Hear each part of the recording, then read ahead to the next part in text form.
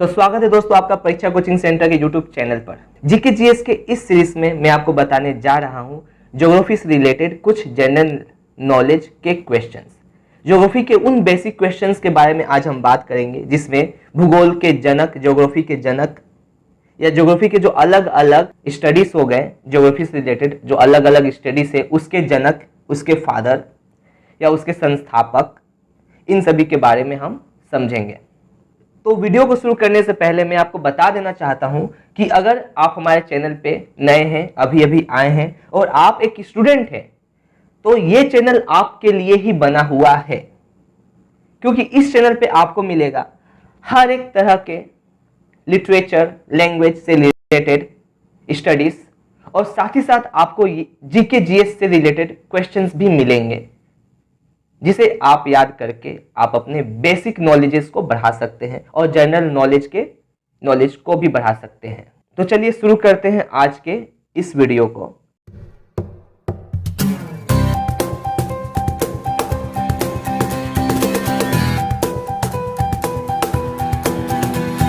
पहला क्वेश्चन है हमारा, भूगोल का जनक किसे कहा जाता है?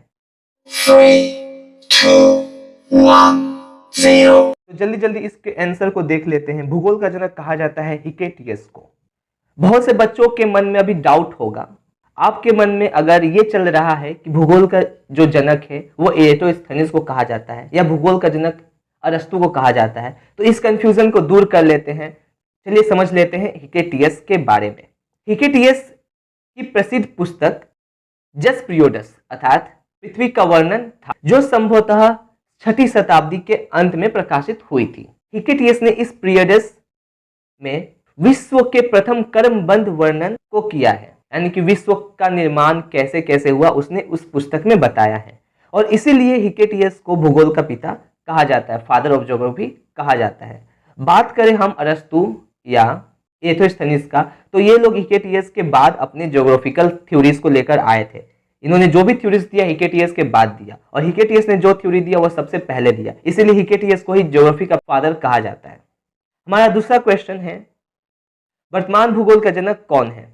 कभी कभी ये भी कहा जाता है कि आधुनिक भूगोल का जनक कौन है? 3, 2, 1, 0। तो इसके आंसर को देख लेते हैं। हमारा आंसर होगा अलेक्जेंडर वॉन हम्बोल्ट। इन्हें हम्बोल्ट भी कहा जाता है और इन्हें कभी कभी अलेक्जेंडर भी कहा जाता है। तो इन्हें ये जानते हैं कि आधुनिक भूगोल का जनक क्यों कहा जाता है। अगर बात करें हम हम्बोल्ट का, तो विज्ञान में हम्बोल्ट का जो योगदान था वो काफी इंपॉर्टेंट था। यही वो पहले व्यक्ति थे जिन्होंने समान वायु तापमान और दबाव के क्षेत्रों का मानचित्रण किया था। इन्होंने ये बताया था कि कहाँ कहाँ समान वायु तापमान और कहाँ कहाँ समान वायु दबाव पाया जाता है।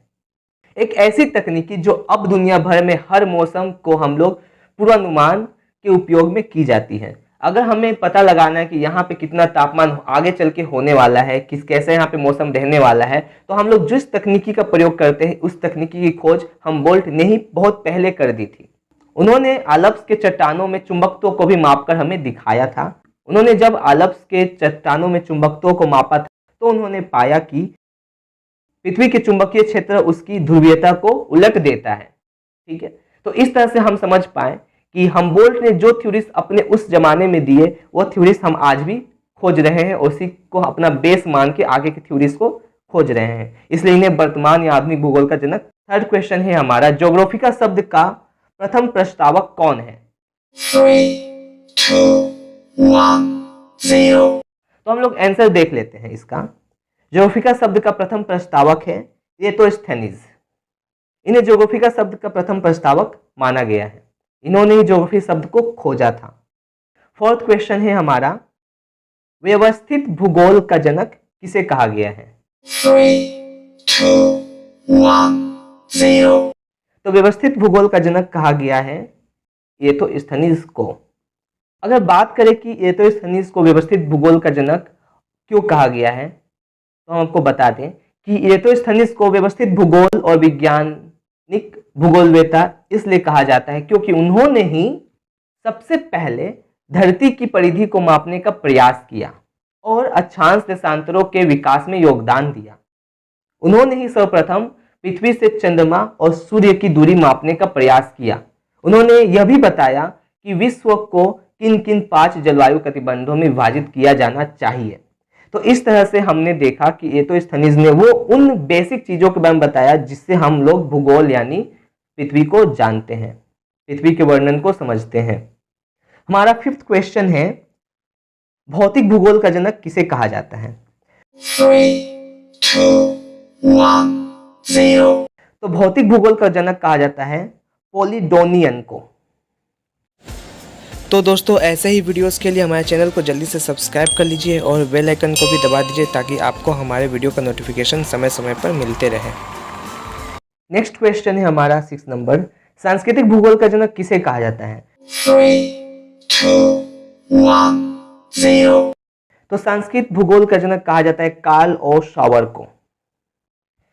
नेक्स्ट क्वेश्चन है हमारा, गणितीय भूगोल के संस्थापक कौन है? 3, 2, 1, 0.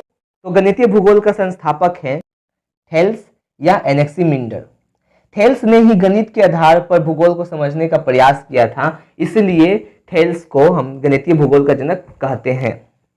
नेक्स्ट क्वेश्चन है हमारा, विश्व ग्लोब का निर्माण सर्वप्रथम किन्होंने किया था?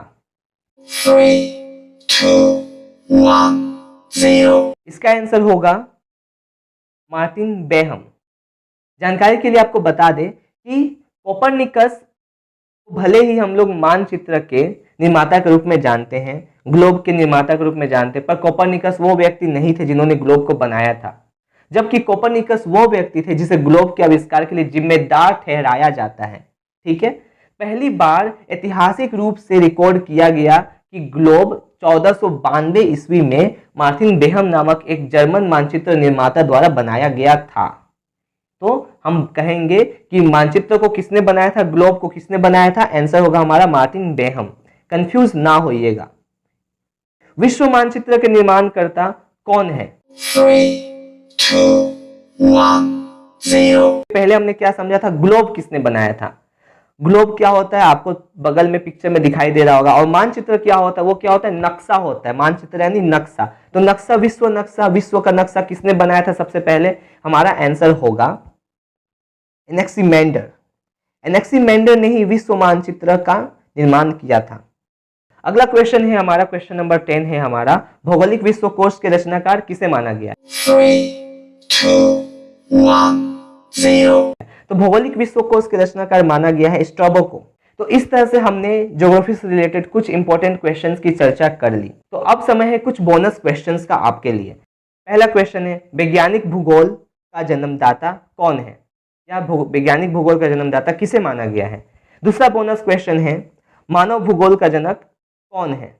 और तीसरा बोनस क्वेश्चन है, भारतीय भूगोल का जनक किसे कहा गया है?